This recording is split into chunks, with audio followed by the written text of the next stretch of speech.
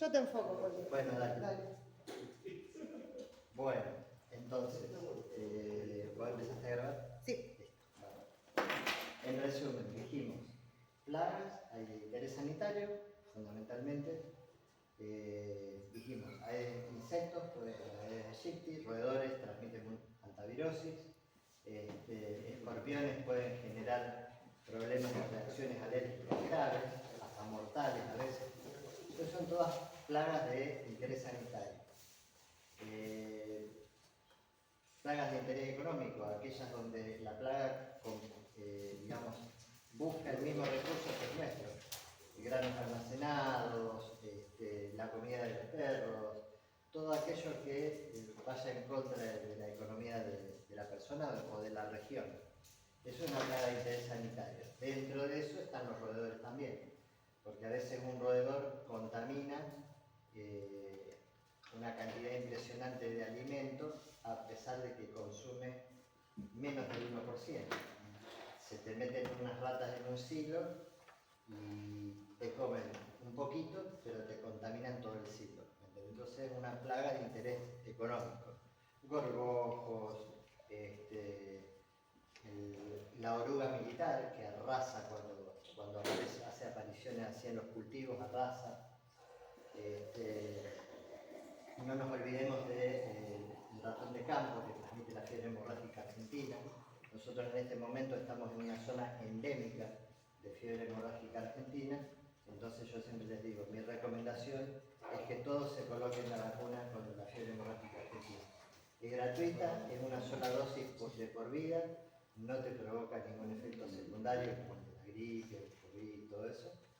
Y la verdad es que uno está protegido contra la fiebre hemorrágica argentina, que es una enfermedad transmitida por el ratoncito de campo.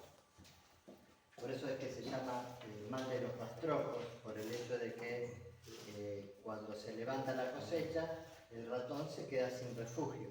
Entonces se empieza a dispersar y con la orina del ratón de campo transmite el virus ANTA, o el virus Junín en realidad. El virus Junín es un virus ANTA, de la misma familia que el antivirus que provoca otro tipo de patología, como el síndrome pulmonar por antivirus. Ese te mata enseguida, ese en una semana o menos te liquida. En cambio, el virus Junín, que provoca la fiebre hemorrágica argentina, tiene un proceso de años. La vinchuca es un insecto hematófago que transmite el mal de Chagas. Sí. Víctor, ese ratón que siempre ponemos los cuartos, normalmente en el camino, ese va y viene por la especial. ¿Es medio peligroso, ese contagioso? Sí, es peligroso. Sí, porque lo vemos más como... Te explico. Dentro de las especies de roedores que nosotros vamos a ver, tenemos que distinguir que hay tres especies que se los llama roedores sinantrópicos. ¿Qué quiere decir esto? Que buscan asentamientos urbanos porque saben que van a encontrar agua, refugio y comida. ¿sabes? Entonces, y están acostumbrados a nuestros olores, a nuestro movimiento, ¿me entendés? A diferencia de los ratones silvestres, que por ahí le escapan un poquito a los asentamientos urbanos, pero que sí transmiten enfermedades. El ratón corilargo, que hay mucho en el sur, es un ratón muy característico, le escapa al ser humano. Pero como en el sur, por lo general, en el invierno, la gran mayoría de las viviendas están cerradas, son muchas casas de fin de semana, entonces el ratón corilargo, Oligorhizomis longicaudatus, se mete en las viviendas, orina y defeca, y eso está lleno de virus ANTA, tremendamente peligroso. Peligroso, ¿cómo te va? Peligroso por el hecho de que cuando uno ingresa a un lugar que está contaminado, lo peor que puede hacer es barrer, por ejemplo. Cuando uno barre, levanta el virus aerosolizado, entra a los pulmones, que es un lugar cálido, húmedo, y te hace pérdida. En 2 o 3 días te mata. Te mata porque se reproduce, contra los virus no hay nada. Son tratamientos de sostén, hay muy pocos elementos. A ver, si fuera una cuestión bacteriana, tiene 2 millones de antibióticos para trabajar. Pero contra los virus es muy difícil trabajar. Es lo que está pasando con el dengue, lo que pasó con el COVID, bueno, en fin, y toda una serie de enfermedades virales. Pero es la realidad. Y con respecto a a las ratas y ratones que vemos comúnmente, son 3 especies nada más, 2 especies de rata, rata parda, rata negra y ratón común, o la laucha. Esas 3 especies están acostumbradas, no solamente están acostumbradas a convivir con el ser humano, sino que buscan asentamientos urbanos porque saben que van a encontrar todo lo que necesitan para la supervivencia. Tienen colonias muy bien establecidas, muy diferenciadas en castas, con movimientos muy particulares, que ya lo vamos a ver eventualmente. ¿Transmiten enfermedades? Sí. Hay quienes argumentan que las ratas urbanas no transmiten hantavirus. Yo no pondría las manos en el fuego, porque por desgracia ha habido casos que he tenido la posibilidad de estudiar, de estar en contacto, sobre todo me acuerdo de una chica de 29 años, que entró al hospital provincial y estuvo 3 días y se murió por el síndrome pulmonar. O sea, el virus te invade los pulmones de tal manera que los médicos no son capaces de drenar lo suficientemente rápido y se muere por ahogamiento, parálisis respiratoria. Es fatal, tremendo. Ahora, ¿qué pasa? Cuando hay un paciente de esas características, se hace un seguimiento epidemiológico para atrás. Es decir, a ver a dónde se contagió. ¿Que viajó a Bariloche? No, no viajó a Bariloche. ¿Y qué hizo? Y bueno, preguntándole a la familia, dijeron, no, lo que pasa es que paramos a tomar mate a la orilla de la circunvalación, ella se tiró en el pasto y agarraba el pastito y se lo ponía en la boca. Orina del roedor común, tal vez. Entonces, hoy por hoy yo no aseveraría que los ratones urbanos no transmiten el hantavirus. ¿Pero habrá estado algo reciente o porque la orina queda o se seca? O se No, el hantavirus es un virus que no resiste mucho tiempo, ni al aire libre ni a la luz solar. Por eso es que se recomienda que cuando uno, sobre todo en la zona del sur de nuestro país, va a abrir algún tipo de galpón, tiene que abrir y dejar solear bien y jamás barrer, siempre mojado. Es un poquito lo que pasa en los hospitales. En los hospitales están prohibidas las escobas. Todo es mopa y húmedo. ¿Por qué? Para no levantar bacterias, virus y todo que respire la gente. A pesar de lo cual en este momento hay infecciones intrahospitalarias a montones, porque hay muchas bacterias resistentes dando vueltas y como ahí se trabaja mucho con antibióticos, hay muchas bacterias que ya se han hecho resistentes a los antibióticos. Por eso es muy peligroso hoy por hoy. Tratan de mandar a los pacientes lo más rápido posible a la casa, sacarlos de los sanatorios. ¿Por qué? Porque a veces corren más riesgo de pescarse una neumonía adentro del sanatorio y no en la casa. Pues entonces está todo interrelacionado, o sea, las bacterias llegan a un sanatorio por algo. Si alguno de ustedes conoce el Hospital Provincial de Rosario, saben que hay pulmones dentro del hospital, pulmones de árboles, y ahí tenés paltas, palmeras, y hay ratones, hay ratas. Entonces eso está en contacto con los enfermos, etcétera, etcétera, etcétera. Entonces, bueno, plaga de interés sanitario, plaga de interés económico. O sea que es contraproducente el pulmón. ¿Cómo? ¿Es contraproducente, digo? Y tiene su... Porque no hay el alimento de los roedores. Claro, por otro lado yo les mencioné que, por ejemplo, son 3 especies, dos especies de rata y una especie de ratón. De las 2 especies de rata, una de superficie y una de altura. La de altura come frutos, las palmeras, se come los huevitos de las palomas, se come los pichones de las palomas, y en general todo lo que es las enamoradas del muro, cuando largan los frutitos, o sea, todo lo que sea en altura es rata de los tejados, se llama rata negra, que tiene un tamaño menor. Y de lo que es superficie para abajo, es rata parda o rata gris y es la que está a la vera de circunvalación o en el puerto, viste, en las barrancas. Bueno, eso es todo rata parda o rata de Noruega, que es la de mayor tamaño y tiene características muy particulares. Pero ya a esas las vamos a ver particularmente una por una. Entonces decimos, bueno, bárbaro, hay plagas. ¿Qué tenemos que hacer? Utilizar plaguicidas. ¿Qué tipo de plaguicidas hay? Bueno, plaguicidas en función de lo que vamos a controlar. Tenemos hormiguicidas, fungicidas, incluso algicidas contra las algas. Las algas también en un momento determinado pueden ser una plaga. Fungicidas, un hongo se puede proliferar al punto de ser peligroso. Hay herbicidas para controlar malezas, que es una plaga de interés sanitario. Una maleza, el sorgo de Alepo, por ejemplo, es una plaga de cultivo.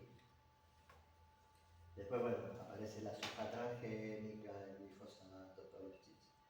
Ya en algún momento podemos conversar sobre el tema. Pero la cuestión es esta. Para cada tipo de plaga tenemos un plaguicida. Tenemos plaguicidas de amplio espectro, como son algunos acá por ejemplo tenemos estos dos, son plaguicidas de amplio espectro. Que ahora les voy a mostrar cuáles son las diferencias fundamentales de los dos, aunque prácticamente tienen los mismos principios activos. Y ahora les voy a explicar qué es un principio activo o un grupo químico, que no es lo mismo que la formulación. Ya habíamos tocado en la clase pasada los grupos químicos, los tipos de insecticida o grupos químicos con sus características. Ustedes ven que acá hay una raya que separa este grupo de acá. Y acá hay una C. ¿Una C por qué? Porque una manera común de llamar a estos tres grupos químicos, organofosforados, piretroides y carbamatos, es que los llamamos insecticidas convencionales. ¿Convencionales por qué? Porque son neurotóxicos. Los tres grupos químicos, de los cuales hay muchas moléculas dando vueltas, actúan sobre el sistema nervioso, de una u otra manera. De distinta manera entre sí, pero en definitiva actúan de una manera neurotóxica.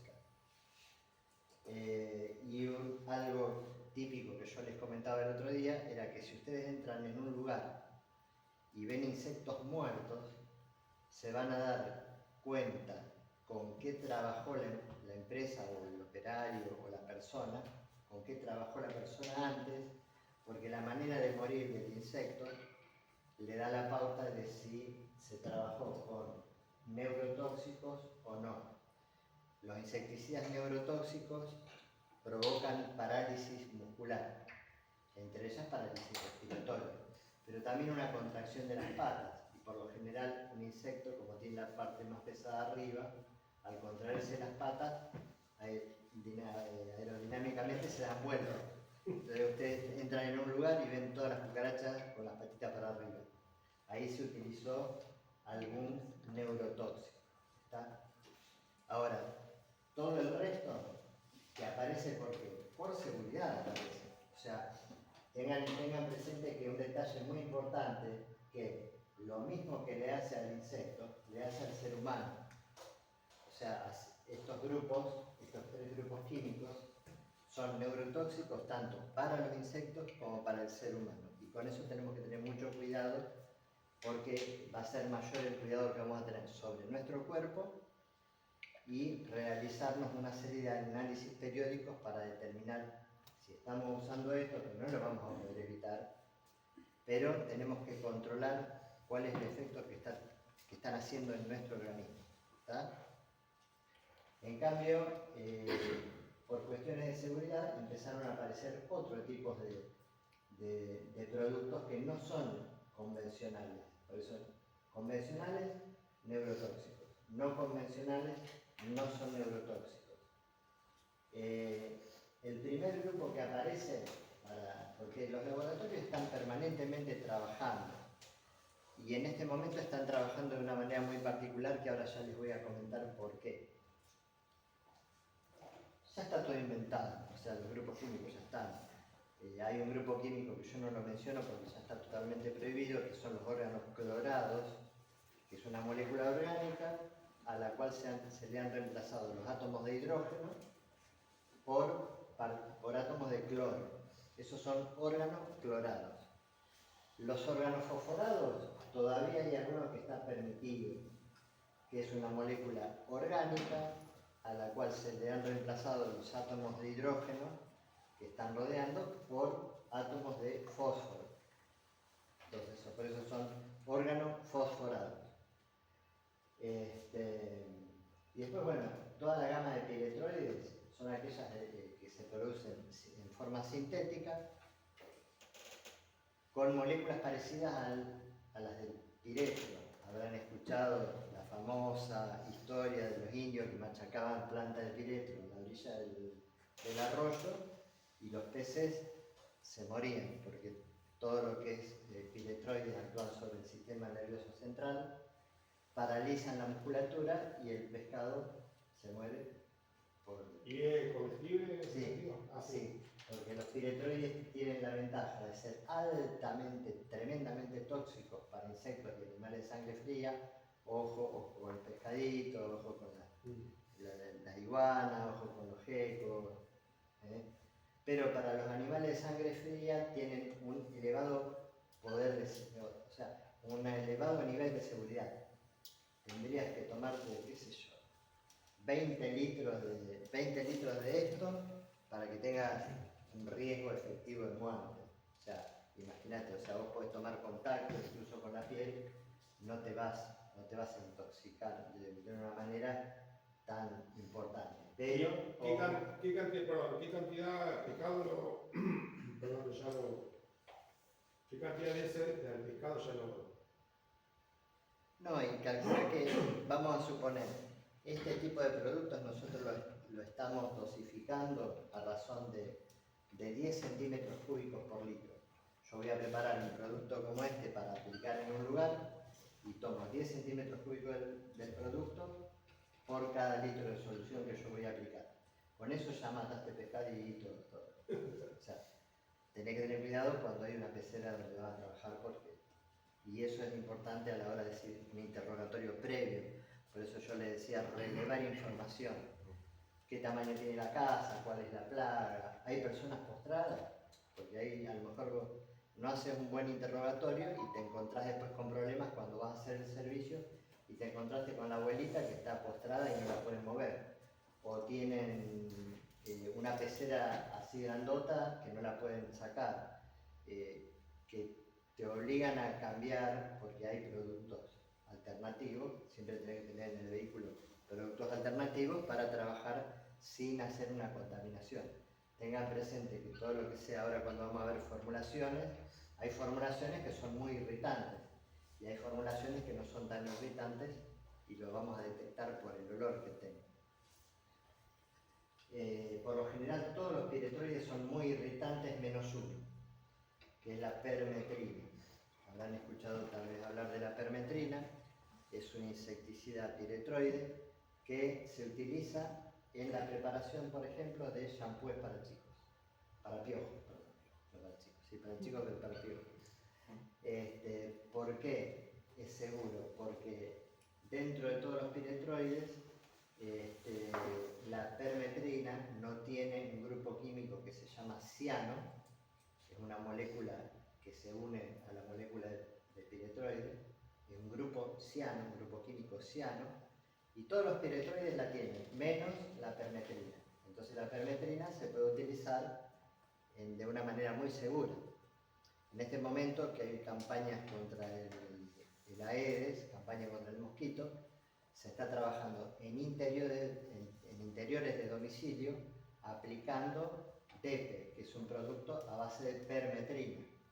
O sea, es un producto muy seguro para aplicar en interiores y no genera problemas a las personas que van a ingresar de nuevo a la casa, así que no hay problema. Ahora, todo el resto de piretroides deltametrina, tetrametrina, cipermetrina, alfa-cipermetrina, son irritantes. Pero en realidad son irritantes muchas veces por dos cosas. Primero, por el solvente que usan. Hay algunos que son base solvente y otros que son base acuosa. Son distintas formulaciones. El solvente de por sí ya es irritante y el piretroide de por sí es irritante por ese grupo ciano que tiene adosado en su molécula, en forma natural, lógico.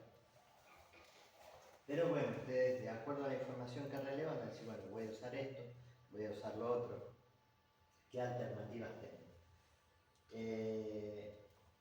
Estos provocan en el sistema nervioso central una irritación, pero es pasajera, no es mortal, no es peligrosa. Por lo general, con el tiempo se va un antihistamínico, una erotina, te puedes tomar una erotina que es suave, y porque lo único que te genera, por ejemplo, el contacto con piretroide es una parestesia. La parestesia te hace sentir como una especie de picazón, de ardor, que por más que vos te mojes con agua fría, como que empeora la picazón, porque en realidad lo que hace es irritar las terminales nerviosas, no es que te quema, te irrita las terminales nerviosas y el cerebro lo percibe como quemazón. Claro, te puede arder un poquito, ¿no? Te arde, claro, sí. Claro, sí. Te arde, pero no es por calor, es por reacción nerviosa. ¿Tá? Ese es el único problema más que pueden tener con los piretroides. En cambio, con los órganos fosforados, los carbamatos, ya hay que tener un poquito más de cuidado porque son inhibidores de la colinesterasa, que es una enzima naturalmente producida por el ser humano y que contrarresta efectos de desgaste muscular. Al inhibir la colinesterasa natural que tenemos en el cuerpo, corremos el riesgo de sufrir una parálisis respiratoria. Por eso es que periódicamente yo les recomiendo cada 6 meses hacerse un análisis de colinesterasa sérica. Sérica y preferentemente eritrocitaria. Ya cuando veamos la seguridad del uso de los...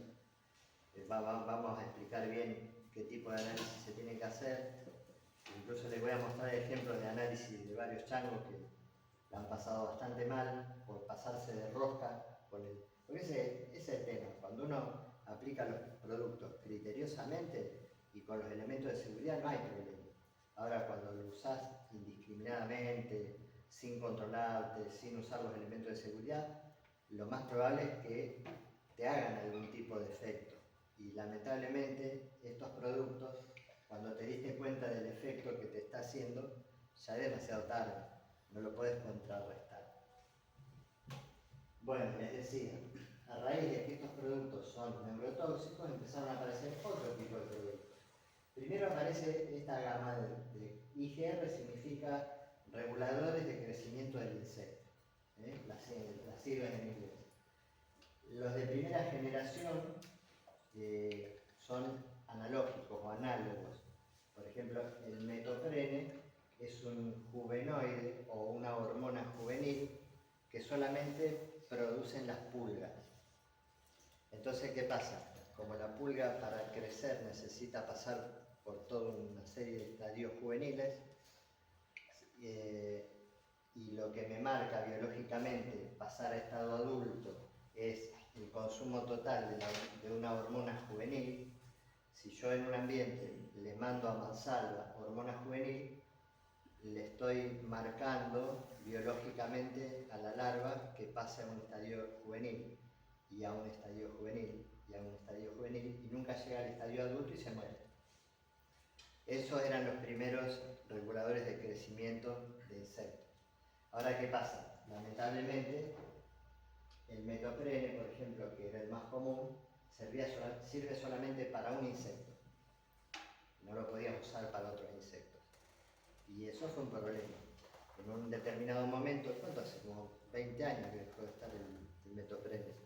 Venía en aerosoles, entonces uno saturaba un ambiente, le chantaba un aerosol de metoprene cuando había pulgas y eso controlaba bien el problema. Pero se discontinuó. Entonces aparecen los reguladores de crecimiento de segunda generación, que son todos inhibidores de la formación de quitina. Es decir, todos los insectos y los arácnidos a diferencia de nosotros que tenemos un esqueleto por dentro y que soporta todas las partes blandas que están por afuera, el insecto tiene un exoesqueleto, un esqueleto exterior, formado por quitina, y adentro están todas las partes blandas. El exoesqueleto protege las partes blandas, por lo cual, si nosotros en un ambiente agregamos un inhibidor de la formación de quitina, en los distintos pasajes a estadios juveniles, el insecto no puede generar un caparazón nuevo. Entonces, a medida que va pasando a otro estadio, cada vez se va convirtiendo en una cosa más deforme, porque esta sustancia no le permite formar el caparazón. Entonces, a lo mejor aparece una cucaracha con medio cuerpo formado y la mitad del cuerpo sin formar y se va a morir, porque no puede, o sea, el esqueleto, además de protección, les permite hacer un balanceo de humedad, temperatura, sustancias químicas. Entonces, al faltarle una parte de la piel, digamos, el insecto se muere. Estos se utilizan mucho, por lo general, el que más se está usando en este momento es el piriproxifeno, y varios que terminan con esto, glufenurón. Digamos que afecta a las siguientes generaciones de insectos, ¿no? No O a esa misma generación. Como no, en esa misma generación. Ajá. Por ejemplo, el adulto de una pulga coloca huevo. Sí. Del huevo eclosiona una larva, que es como un gusanito. Sí. ¿Tá? Al día siguiente, más o menos 24 horas después, esa larva crece. O sea, pero para crecer, ¿qué tiene que hacer?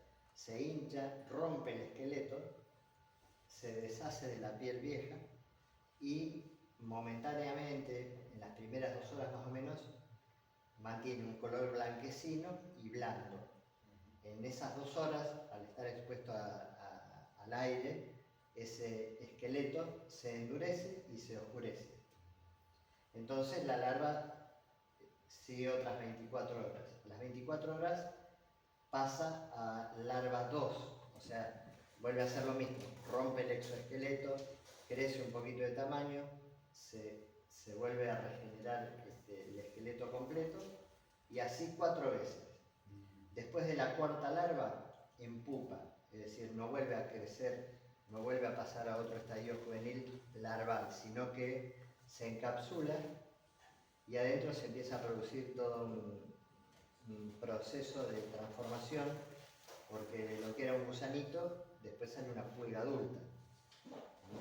Entonces, es un ciclo que es huevo, 4 larvas, pupa y adulto. El adulto lo primero que hace es buscar alimento. ¿De qué se alimentan las pulgas? De sangre. Es un insecto hematófago. Machos y hembras. Hay insectos que son hematófagos, pero solamente las hembras, como el caso de los mosquitos. El Aedes aegypti, solamente la hembra se alimenta de sangre. En cambio, la vinchuca, por ejemplo, tantos machos, hembras, estadios juveniles, se alimentan de sangre. Por eso una población de vinchuca en un lugar es muy peligroso, porque todos los estadios juveniles, machos y hembras, se alimentan de lo mismo, de sangre humana. Pero bueno, entonces lo que se hace es que cuando yo en un ambiente lo cargo con un inhibidor de formación de quitina, estoy logrando que los desarrollos posteriores del insecto que yo quiero controlar no se van a generar de manera que puedan prosperar, se van a morir. Lógico que estos productos yo los mezclo con alguno de los otros, o sea, yo hago una mezcla, por ejemplo, de piretroides más un regulador de crecimiento. Entonces, arraso con el piretroide y el remanente que queda va a ser afectado por los reguladores de crecimiento. Entonces, porque siempre va a haber un remanente resistente o al grupo químico, que eso se está viendo mucho, o sea, insectos resistentes a grupos químicos, y a veces también se da una resistencia del insecto a las dosis. Entonces, y eso es porque a veces se utilizan mal los insecticidas y se aplica siempre el mismo insecticida, siempre el mismo insecticida. Entonces, los insectos van generando una selección de ejemplares resistentes, pero por la misma selección del insecticida. Como el ser humano suele ser así como este tipo de baldosa, en general lo primero que se hace es aumentar la dosis pensando que vamos a estar mejor. En realidad no, porque ya cuando hay resistencia a un grupo químico, vos si aumentás la dosis estás haciendo peor las cosas, porque más resistentes se van a volver. O sea, te va a quedar siempre una cantidad menor de insectos dando vueltas, vivos, pero esos van a ser resistentes. Y la camada siguiente que tengan esos insectos que quedaron van a heredar esa resistencia. Y lamentablemente a veces también se generan resistencias cruzadas, es decir, por ejemplo, si yo ataco con piretroides y hay una parte de la población en un lugar que se hace resistente a los piretroides, muy probablemente también desarrolle una resistencia cruzada hacia otro grupo químico. Entonces va a llegar un momento en que no voy a tener por qué darlo.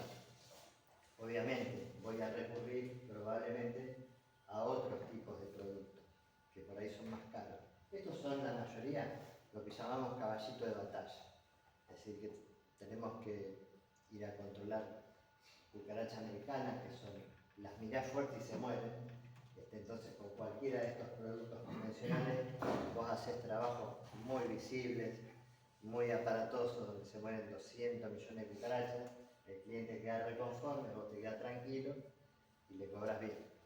Y, perdón, ¿ese son costosos, el caballito de batalla?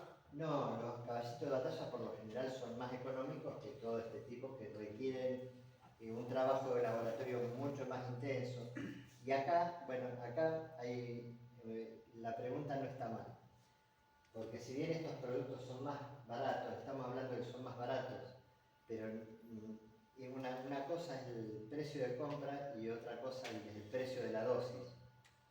Estos productos por lo general son más caros a la compra, pero como vos utilizás prácticamente, vamos a suponer, para utilizar un piretroide yo necesito de 10 a 20 centímetros cúbicos por litro, pero para utilizar un inhibidor de formación de quitina yo necesito 1 centímetro cúbico por litro. Entonces voy a decir, bueno, listo, un frasquito de 250 centímetros cúbicos de quórum, ¿cuánto puede estar más o menos? Ponele, te sale 80.000 pesos. ¿Y las horas de exposición por cada son iguales o no? Son, hay algunos donde el solvente te obliga a vos a dar una restricción para el ingreso. ¿Por qué? Porque los solventes son muy agresivos, ¿entendés? Hay otros productos que por la manera de aplicarlo, cuando vos haces una saturación con niebla o con humo, ahí también tenés que restringir. Por más que estés usando un piretroide, que vos decís, no le va a hacer daño, pero estás nebulizando un ambiente. Si la persona entra en un ambiente nebulizado, que lo que vos querés lograr es eso, una saturación total del ambiente, y entra la persona, va a aspirar pequeñas gotas de insecticida, va a salir tosiendo hasta los ojos. El quórum por 250. Ponele. 38.000. 38.000 pesos. Y el frasquito 250. Listo, y no conviene asegurar con un convencional, como cual que usamos poquito, aseguramos con eso. Con un no convencional. Con un no Claro, convencional. sí, por eso. Hay una gran diferencia entre... Ustedes tienen que entender que cuando trabajan, siempre van a trabajar en función de una población de plaga. Vamos a suponer, yo en tu casa encuentro una población de Blatela germánica y en la casa de Adolfo tiene Blatela germánica, pero es otra población diferente. Es muy probable que las características de la población de la misma especie en tu casa que en la de él reaccionen de diferente manera ante este tipo. ¿Cuál sería la diferencia de la población? Y puede ser que haya más cantidad de individuos susceptibles o que haya más cantidad de individuos resistentes. Lo que me va a marcar que después de la primera aplicación van a quedar más o menos insectos vivos. ¿Me entendés? Al producto, al mismo producto,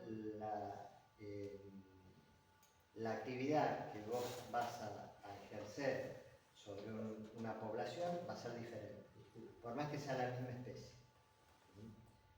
Aedes aegypti acá y en la China. pero a lo mejor en la China vos utilizás otro producto y vas a tener mejor resultado que acá, o viceversa. ¿eh? Siempre hay que hablar de poblaciones puntuales, por más que sea la misma especie. Los comportamientos son diferentes. Utilizando el no convencional, ¿ataca también directamente a la larva ya formada o sí hay que usar el primer grupo? No, vos podés utilizar, a ver, vos te podés lo que pasa es que estos son más rápidos. O sea, acá tenés productos donde, por ejemplo, este organofosforado es de volteo. Es un producto que te mata el insecto en los 5 primeros segundos. ¿Me entendés? En cambio, el Pero clorhidrato eso ya no está en venta, ¿no? creo que está permitido para uso en exterior, El DDP. el de DDP. Ese enlace ya creo que... Bueno, sí, porque esa es otra cosa. A medida que han pasado los años, el ANMAT ha ido restringiendo pero cantidades de productos. Incluso los carbamatos ya están restringidos para uso exterior. De los organofosforados, el único que está permitido para uso en interiores es el pirimifosmetil. El único. Pero lo pueden usar. ¿Por qué? Porque tiene autorización del ANMAT, de la sal y del vinagre. ¿Y el DDP está prohibido directamente para Sí. todo uso? Sí, pero para algunos... Es más, no se para- consigue. Va, Yo sé lo que podés- somos argentinos, Está lo prohibido podemos comer. comercializarlo, está prohibido. Sí, pero vos vas a la casa, Se consigue. a la distribuidora de confianza y le decís, che, necesito un litro de DDT. Sí, Porque, a ver, yo siempre fui de la idea siguiente. A ver, hay una clasificación, ustedes fíjense, ¿de qué color es esta banda? Verde. Esto me está indicando que es un producto levemente tóxico. En primer lugar porque es un piretroide y en segundo lugar porque no tiene solvente en la composición. Esto es base acuosa, es una suspensión coloidal, base acuosa de partículas de un piretroide. Base acuosa.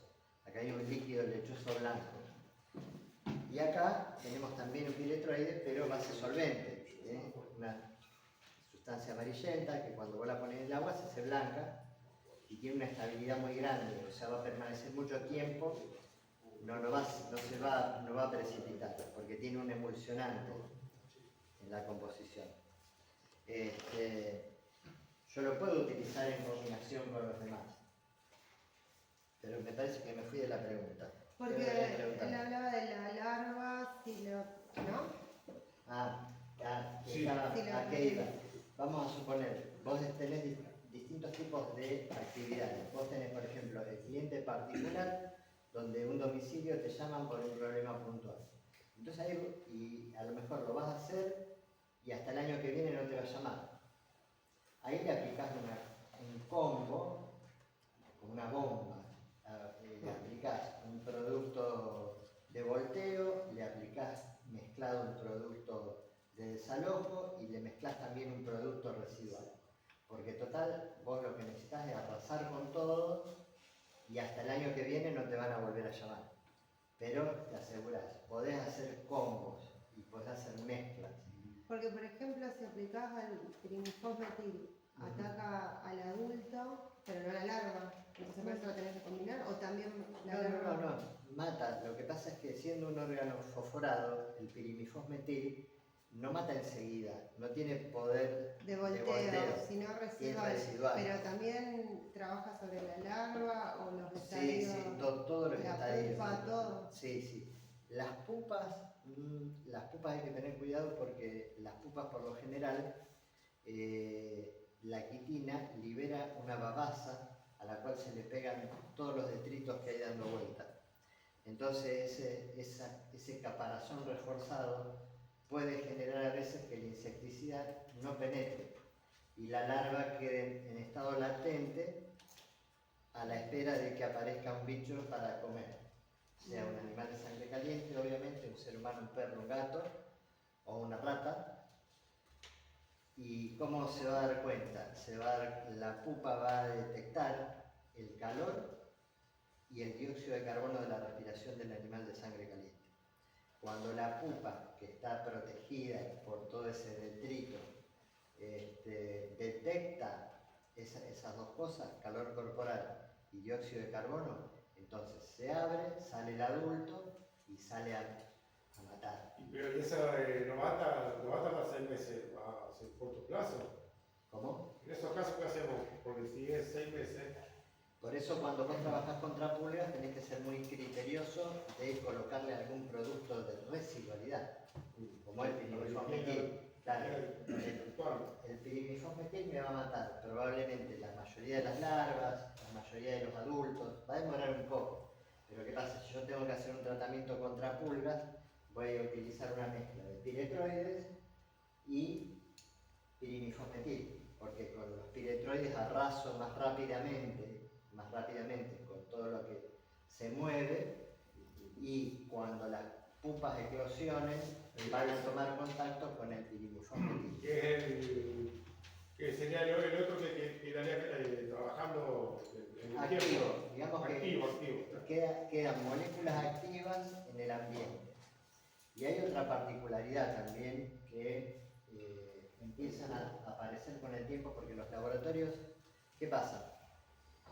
Estamos mencionando 1, 2, 3, 4, 5, 6, bueno, después empiezan, este es el cuervo que mencionaba recién Jessica, que cuesta, ¿cuánto dijiste? 38. 30, ponele 40.000 pesos, estaríamos hablando de 160.000 pesos el litro, contra, no sé, qué sé yo, 40.000 pesos el litro, ponele. Pero ¿qué pasa? El quórum yo uso 1 centímetro cúbico por litro para aplicarlo, y esto necesito de 10 a 20 para aplicar. Entonces, en realidad, la relación costo-dosis casi que se equipara. Ojo, el cipertrin por litro 30.000. Bueno, por eso. Pero tenés que usar por lo menos 20 centímetros cúbicos por litro para que tenga más o menos un efecto. Entonces voy a decir, bueno, con 250 centímetros cúbicos de oro, yo puedo preparar 250 litros de producto. En cambio, con 1 litro de cipertrin, yo puedo preparar 100 litros de producto preparado para usar. ¿Entendés? Entonces, cuando vos decís, bueno, ¿qué costo tiene la dosis que yo voy a usar de un producto caro o un producto barato? En realidad, a veces es más económico trabajar con un producto caro que va a ser efectivo, pero que a lo mejor se te complica la compra del producto. Ese es el problema. El problema no es lo costoso, o sea, el problema no es el costo de la dosis, el problema es el costo de la compra. Entonces, bueno, eso lo van a tener que ir manejando. De todas maneras, ustedes se van a tener que ir estoqueando de los principales productos, 2 o 3 productos nada más, suficiente para arrancar. Ustedes nos van a ir diciendo. Sí. De hecho, al final del apunte ustedes tienen un listado de los productos básicos más comunes. Incluso tienen o sea, claro, algunos productos. Tenés productos como concentrador emocionales, que ahora vamos a ver, suspensiones concentradas, en polvo, líquido, en fin, base solvente, base acuosa. Ya vamos a ver, en gel, en polvo, en pasta, en gránulos, en sebo, un montón. Y eso lo van a tener que elegir en función de lo que ustedes necesiten hacer. Pero bueno, ¿qué más tenemos? Fipronil, que es uno de los más utilizados, de la gama química de los feniltirazoles, neonicotinoides como el imidacloprid, muy usado en la fabricación de hormiguicidas y en la fabricación de geles hormiguicidas específicamente. En ese caso son las jeringuitas, ¿puede ser? Claro. Si bien muchas de las jeringas de gel contienen esto, hidrametilnona, la hidrametilnona entró acá en la Argentina en el año 95 y hoy sigue siendo activa sin resistencia.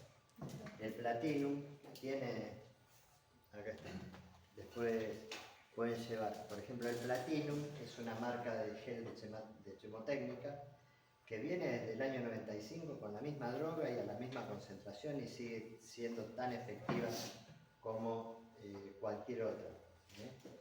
Indudablemente, ustedes en la forrajería y en el supermercado pueden conseguir geles cucarachicidas que no sirven para nada, Me acuerdo, había un gel que era de color verde que se chorreaba, que la gente, vos veía que la gente lo ponía y te decía, pero ¿qué me va a poner gel? No, el gel no sirve, no, sino yo le pongo geles de uso profesional, no geles, Claro. no geles porquería, porque hay de todo. Lo mismo, hay geles que no sirven, hay bloques que no sirven, o sea, no es que no sirvan. Si vamos por comparación, el cebo en grano de cereal, para mí no sirve. Sin embargo, se vende un montón. Porque ya hay costumbre de utilizar cebo en Puede ser grano. mejor la marca que también la que vende. Porque Sí, la marca bueno, ya en sí. indudablemente. Yo siempre les digo, traten de comprar siempre laboratorios reconocidos, que son 4 o 5. Tenés Chemotécnica, BASF, Embu, que era Bayer, y Gleva. Después, bueno, el laboratorio Punch tiene una linda línea de productos muy buena, la Roxane de Forte, fibrofeno que combina el piriproxifeno con fipronil. Gleva, en teoría, los productos ambientales no los van a formular más. Sí, por eso, viste, los laboratorios van y vienen con el tema de los productos de sanidad ambiental. Es una pena porque Gleva había sacado el Etofenprox, que es un piretroide de última generación, no me acuerdo del nombre, Lufenprox puede ser. Bueno, pero eso pasa por lo general, los laboratorios a lo mejor explotan con productos domisanitarios y por ahí desaparecen y le dan paso a otro laboratorio que toma la posta con los productos que a nosotros nos interesan. Pero bueno, son cuestiones comerciales. Estos productos, tanto el fipronil como el imidacloprid, trabajan a nivel celular, es decir, en las células internas de los insectos, la membrana tiene canales que se abren y se cierran para permitir el paso de desechos, ingreso de sustancias nutritivas. Bueno, estos productos, desnaturalizan la apertura o el cierre de los canales de sodio, cloro y potasio y hacen que el insecto se muera por destrucción de las células. Lo mismo pasa con la ivermectinona, pero que cuando se mete dentro de la célula destruye las organelas que le dan energía a la célula. Son tóxicos intracelulares. La ventaja es que esto a nosotros no nos va a hacer nada. Esa es la ventaja que tienen, porque son productos para nosotros prácticamente inocuos. Tampoco es para tomárselo, porque el grupo Sería el grupo no convencional. claro, no convencional. Todo lo que está acá abajo es no convencional. No convencional porque no son neurotóxicos. Perfecto. Trabajan a nivel celular y con otros mecanismos y otros blancos de acción del insecto que nosotros no tenemos. Perfecto. Esa es la ventaja. Trabajan sobre blancos de órganos de los insectos que nosotros no tenemos. En cambio, esto sí, trabajan sobre el hígado, sobre el páncreas, sobre los riñones, te hace bolsa. Y después, bueno, toda la gama de sulfonamidas, que son tóxicos intracelulares, rompen procesos que son naturalmente comunes en los insectos y los terminan matando. Pero básicamente tengan en cuenta esto, tenemos convencionales neurotóxicos, no convencionales no neurotóxicos, que todos actúan de una manera diferente. Por ahí estos son un poquito más caros, son de última generación. Y un comentario que yo les iba a hacer es lo siguiente. Como ya está prácticamente todo inventado, y hoy por hoy, el que un laboratorio investigue una molécula diferente, o sea, ¿qué hay detrás de la salida al mercado de un insecticida? Hay años de investigación de 200 moléculas distintas y a lo mejor de esas 200 moléculas, 2 tienen un efecto insecticida. Entonces después tienen que empezar a hacer pruebas de seguridad. Eso les lleva años, costo y todo eso. En definitiva, hoy por hoy, para que un producto fabrique algo nuevo y lo saque al mercado, le cuesta alrededor de 450 millones de dólares. Entonces, hace una década más o menos, los laboratorios dijeron, bueno, basta. En vez de trabajar en función de buscar nuevos productos, vamos cambiar los productos que ya están y le vamos a cambiar la formulación. La formulación es la manera en que viene preparado para usar. Y los vamos a hacer más prácticos, más seguros y más económicos. ¿Tá? O sea, agarraron moléculas viejas y las sintetizaron, pero de otra manera que las convierten en más prácticas para disolver, más efectivas en la aplicación y más económicas en la compra. Está bueno que trabajen sobre la seguridad también, más que nada. Sí, lógico, porque cada vez las exigencias que tienen los laboratorios de los organismos como la Organización Mundial de la Salud, la Organización Panamericana de la Salud, o a nivel nacional, por ejemplo, el ANMAT, la SAL a nivel provincial, o sea, las regulaciones cada vez son más exigentes. Entonces los laboratorios se han visto obligados a fabricar productos cada vez más seguros. ¿Tá? Dentro de lo seguros que son los productos, involucra cómo viene formulado para usar.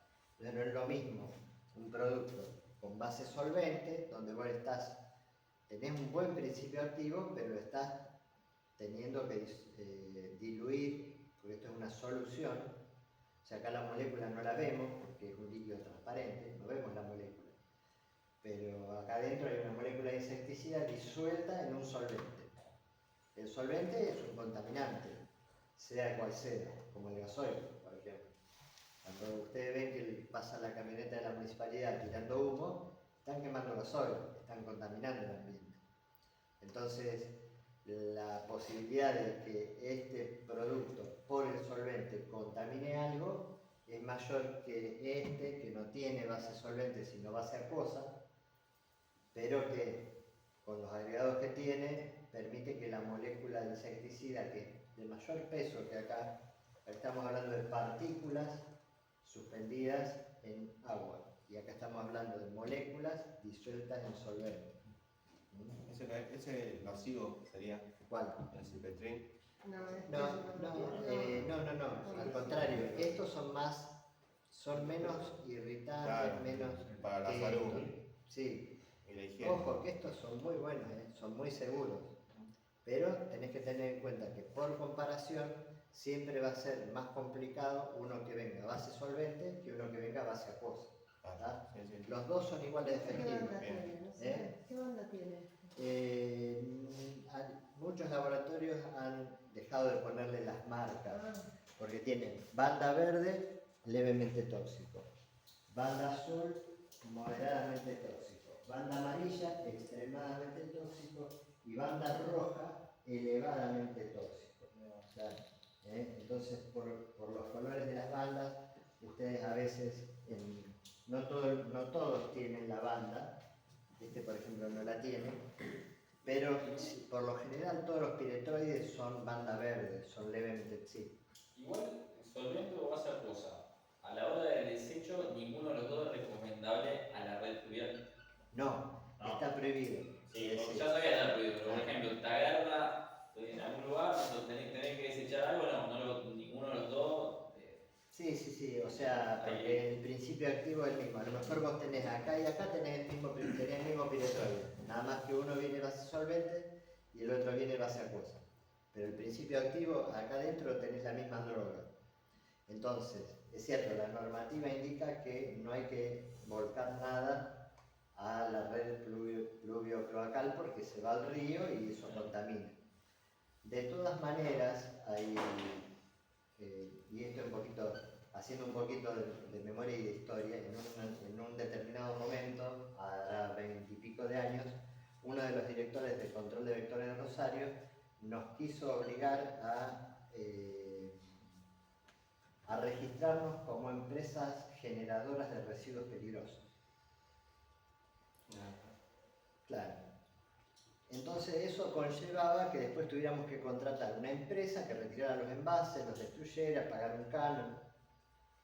A ver, si yo cuando termino de utilizar este envase no tiro el residuo en el sistema pluvial, sino que lo reutilizo, el agua de lavado de acá y el agua de lavado de las máquinas, yo lo vuelco todo en un bidón y eso lo vuelvo a reutilizar para preparar lo de mañana o lo de pasado. ¿Se entiende? Jamás vuelco producto, primero porque va en contra de mi bolsillo. Si yo tengo un agua residual que todavía tiene un remanente de insecticida, mejor para mí. Va a ser menor la cantidad que yo le tenga que agregar para hacer otra aplicación. Pero por otra parte, nosotros se la peleamos y se la ganamos, porque nos basamos en un estudio que había sido hecho en la Universidad de San Pablo, donde establecía que con un triple enjuague que se realice a un envase de productos domisanitarios, no quedaban restos significativos, ni en el agua de enjuague ni en el recipiente.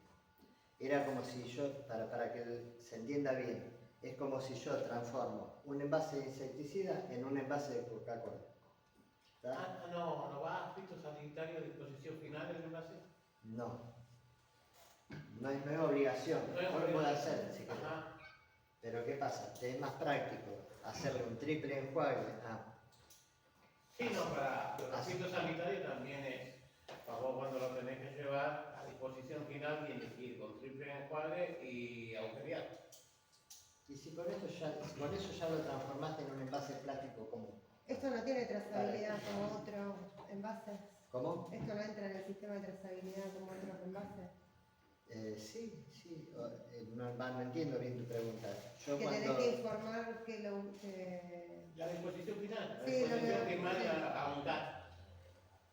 Totalmente como por campo limpio. Pero esto es domisanitario, no entra como No fito. no entra en lo que es la ley de fitosanitario. Está bien. A ver, sí, está la ley de fitosanitario, pero no es lo mismo un bidón de agroquímico que un bidón... Entonces esto, vos lo lavás 3 veces. O sea, yo lo limpiás y para ese que residuo lo usás para otro servicio. Pero este envase, después lo puedes tirar y no pasa nada. puedo ponerle agua y tomar. No de... A ver, yo... ¿Quién lo hace? No sé si lo hice en alguno de los cursos que desarrollé. No, nunca te he visto. ¿No lo viste? No. Bueno, yo venía con un envase de esto, hablando, y que yo, o de esto, no me acuerdo. Entonces hablaba y les mencionaba de la disposición final de los envases, bla, y en un momento determinado lo abría y le pegaba un trago, porque está demostrado por una universidad que si yo le hago un triple enjuague e inactivo, vos querés ser más exquisito, hacerle un triple enjuague, después inactivarlo con cloro, cualquier remanente que pueda quedar, lo enjuagás bien y después lo rompés y lo tirás como un envase común y corriente. ¿Me entendés? No hay obligación de llevarlo a disposición final a quemar. No es obligatorio. Y en la reutilización del enjuague, Sí. tengo que identificar que yo enjuagué un herbicida o enjuagué otro producto, o puedo mezclar las aguas. Vos podés mezclar las aguas. No pasa nada. En realidad el remanente del producto, salvo que te haya, vamos a suponer, preparaste 5 litros de producto y te quedaron 3. Bueno, ahí sí ya tenemos Hablando que usaste casi todo. No, cuando te queda muy poquito, o sea, lo volcás a un bidón, después enjuagas 3 veces la máquina y con ese agua después te sirve para preparar otros. ¿Qué cantidad de insecticida vas a tener en ese agua residual? Poca, pero algo. Entonces es mejor que, o sea, vas a tener un poco más de producto que el agua de la canilla que... Víctor, Sí. nosotros esta semana que pasó estuvimos full con el tema del dengue en la ciudad de Galvez, en la emisora de Galvez. Vino gente de Santa Fe y gente de Rosario. Y la verdad que, bueno, tiene otra manera de pensar, otra manera de manejarse. Nada que ver como, bueno, nos explica a nosotros, digamos que yo eso, apenas llegaron ellos, fue una cosa de que no fueron a explicarnos, solamente a ponerle, a pinchar, viste, algo que, digamos, si estaban todos aprendiendo algo, ellos proponían su manera de trabajar y no la ibas a cambiar por nada del mundo, opinando diferente, era su manera y nada más, digamos, fueron una semana bastante complicada, pero bueno, uno se está arrancando con esto, uno puede ponerse al par de una persona que dice que sabe un montón, entonces por eso uno se capacita para después el día de mañana uno decir, no, pará, yo tengo capacitado, yo también tengo mi manera de trabajar y es esta. Pero como todavía no estamos, entonces trabajamos como 3 días fácil, de 7 de la mañana hasta 10 de la noche, con ellos todo el día. Era dale, dale, dale y dale, con la máquina humeadora, con las mochilas, con la aplicación que teníamos que poner, cuánto de agua y todas esas cosas. Fuimos a un departamento en Fonavi. Me pregunta a mí, me dice, ¿sí, lo puede hacer? Sí, digo, lo hacemos con DEP. ¿Vos sabés cómo? Sí, digo, bueno, le expliqué lo que le poníamos 150 en una jarrita, que es lo básico que me habían enseñado antes, le digo, y 10 litros de agua, ¿viste? Pero dice, no, pero no podés fumigar, se tiene que fumigar, ¿viste? Tiene otra manera de trabajar, ¿viste? Y bueno, yo, ¿viste? Callado, le digo, lo único que yo sé, digo, si una señora dice, yo ya soy asmática, no le hace nada, no le hace nada, señora, tranquila. ¿Qué pasó? Se descompuso la señora. ¿Viste? Le decí que estaba gente de provincia, ¿viste? Y justo él subió con nosotros, el pibe que estaba conmigo, pues estoy encargado de la cuadrilla, le digo, bueno, Gaby, así lo vos, ya sabés cómo tenés que hacerlo. Sí. Y justo la señora se descompuso. Pero bueno, no sé si era porque tenía otro problema, no sé. A veces la gente se psicotiza, me ha pasado que yo he ido a lugares y he tirado agua y la gente empezaba a toser. Posta. Entonces voy a decir, pasa por una cuestión de lo subjetivo, de cómo lo percibe la persona, que lo que vos estás tirando es un producto irritante. Porque a lo mejor tuvo una mala experiencia, o le contaron una mala experiencia. Claro, tal cual. Y a veces yo lo he hecho a propósito, porque, sobre todo, claro, porque hay lugares donde se aprovechan de eso para irse a la casa, en vez de seguir trabajando. Claro, va a un centro de salud a fumigar, che, no, nos tenemos que ir todo porque a mí me hace mal, me ahogo, se me seca la garganta y empiezan. Y es un poquito como el tema de las escuelas. Todas las escuelas querían fumigar en un día e irse todas. Tal cual. ¿Me entendés? Cuando vos puedes hacer un servicio con determinados productos, lo puedes hacer a última hora del día, a última hora de la tarde, y no vas a tener problemas al día siguiente. Claro, pero hay toda una cuestión política de ambas partes. Política de la parte gubernamental. Yo te digo, hace 6 años va a ser que estoy como asesor en Capitán Bermúdez para control de... ¿Te conocen? ¿Te conocen? Sí, La sí. gente que Sí, porque yo he ido a dar charlas ya con este chico. Bueno, no me acuerdo el nombre, no sé si una Virginia, creo que se llamaba unos chicos que... pero bueno. De gente de Santa Fe igual. No. Lo que pasa es que este año el gobierno de Santa Fe generó una movida importante que se llama Objetivo Dengue, que incluso compraban máquinas, se las entregaron a los municipios, compraban productos. El producto está errado, lo que le están dando al municipio es una cosa que no tiene sentido. ¿Por qué? Porque compraron DEPE solamente. Sí, nosotros vale la Y yo siempre recomiendo que el DEPE lo dejen para interiores. ¿Por qué? Porque siendo un producto que no es agresivo, no lo tires a lo pavote afuera, no lo quemes en una máquina de humo. Para eso usa otro producto más berreta, proteginal. Para el exterior hay que usar una cipermetrina, porque por otra parte, dentro de los piretroides tenés distintas características. Una de las principales características de la cipermetrina es que fue fabricada para trabajar en exterior contra mosquitos. Entonces es un desperdicio aplicar un producto caro como es el DEPE en el exterior, cuando es un producto que fue fabricado para trabajar en mi interior. Vos, Víctor, sí que el proteginal va bien también con la máquina de humo, si le tenés que aplicárselo ahí. Mejor que el DEPE. Mejor que el DEPE, porque el proteginal fue fabricado para campañas de control de mosquitos y fue fabricado para bancarse la agresión de la luz solar, del sustrato orgánico que hay sobre el follaje, ¿me entendés? Entonces, el proteginal fue hecho para trabajar en exterior. El DEPE fue hecho para trabajar en interior. Pero ¿qué pasa? La provincia te manda todo DEPE y usarlo, quemarlo en la calle. Sí, para mí es un desperdicio. Pero bueno, hay cosas contra las cuales uno no puede ir. Bueno, entonces, teniendo una variedad bastante interesante de grupos químicos, también tenemos que entender que hay diferentes formulaciones. Es decir, una formulación es la manera en que viene preparado un grupo químico. Que por ejemplo, piretroide puede venir como concentrado emulsionable, que es esto que está acá, o sea, un producto concentrado. ¿Por qué? Porque es una solución de moléculas en un solvente.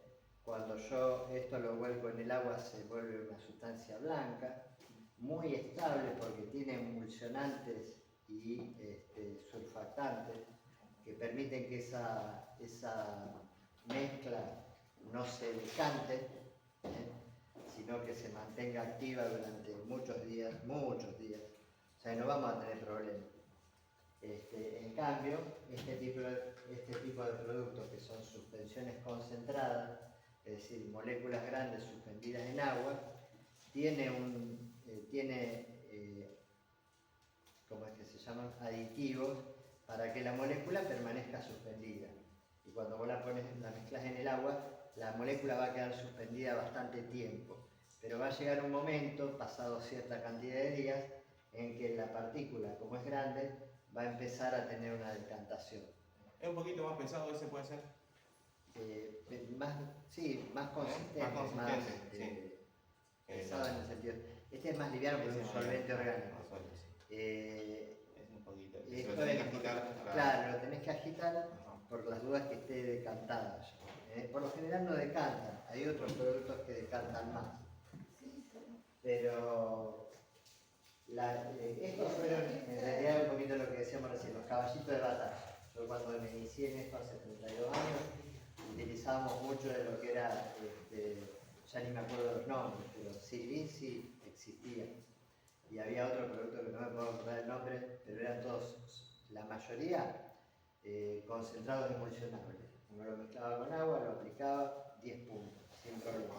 Es más, se utilizaba mucho la caotrina flowable. Claro, 30 años atrás la caotrina flowable la utilizábamos para prácticamente todo y era muy beneficiosa porque era efectiva, era relativamente económica y fácil de manejar y aparte no tenía solvente. Pero ¿qué pasa? Como era un producto que se vendía también a nivel doméstico, la gente lo empezó a usar mal y empezaron a aparecer problemas de resistencia. ¿Por qué? Porque doña Rosa se compraba, en vez de comprarse un sachecito de caotrina, compraba 2 porque pensaba que usando 2 sachets por litro iba a ser más efectiva. Entonces, ¿qué pasa? El uso doméstico favoreció la generación de individuos resistentes.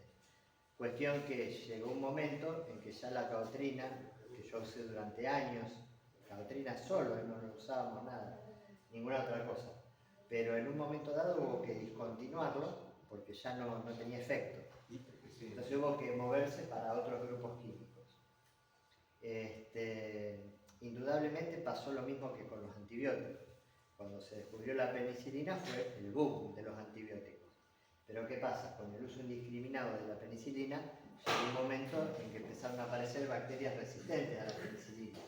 Por eso tuvieron que ir apareciendo cefalexina, amoxicilina. ¿Y puede ser que ahora la caotrina esté haciendo efecto de vuelta? Exactamente, ¿por qué? Porque pasaron prácticamente 2 décadas donde se usó poco, entonces todas las poblaciones resistentes o con gran nivel de resistencia a la caotrina flowable ya no existen más. Entonces hoy por hoy vuelve a ser práctico y útil el utilizar caotrina flowable y es bastante económico. Pero bueno, hoy por hoy tenemos muchas más alternativas que hace 20 años atrás. Lo importante es esto, que ya no se usan tantos concentrados emulsionables porque de una u otra manera tienen un olor picante, pero sí lo usamos cuando tenemos que ir contra escorpiones, por ejemplo. El escorpión es un predador pasivo al que hay que obligarlo a salir. ¿Cómo lo obligas a salir? A través del grupo ciano que tienen los piretroides. El grupo ciano los irrita, como irrita a las cucarachas, como nos irrita a nosotros. Entonces lo obliga a movilizarse y a tomar contacto con las moléculas del insecticida que pusimos en general en los alrededores. Porque por otra parte, una vez que aplicás solvente, la baja presión de vapor que tiene, hace que enseguida volatilice y esa irritación que genera en el ambiente hace que los escorpiones se movilicen y tomen contacto con las moléculas activas del veneno. ¿Está? Víctor, el otro día googleé sobre el escorpión, sobre la luz, el UV. Y lo hace ver. Ahí está. Perfecto.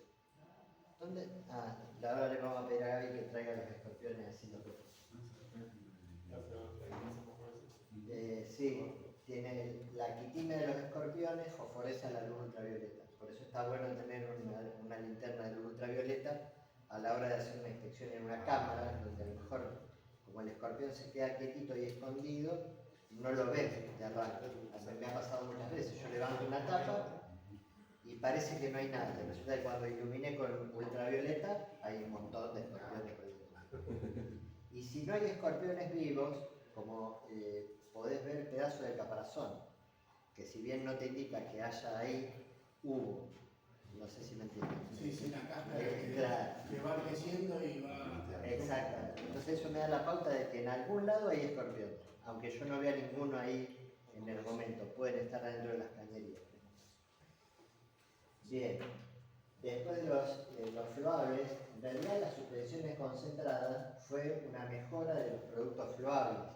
Los floables estamos hablando de justamente la caotrina floable, 20 años atrás. Después aparecen las suspensiones concentradas, que mejoraban los tamaños de las partículas, la permanencia de las partículas dando vueltas sin que se decanten. Son excelentes las suspensiones concentradas, muy buenas, y aparte son todas base acuosa. Por ahí más cara que el resto, pero mucho más efectivas. Luego de un tiempo aparecieron los microencapsulados, que hubo dos clases de microencapsulados. Los de primera generación, microencapsulado, ¿qué es? Bueno, lo voy a mencionar de esta manera.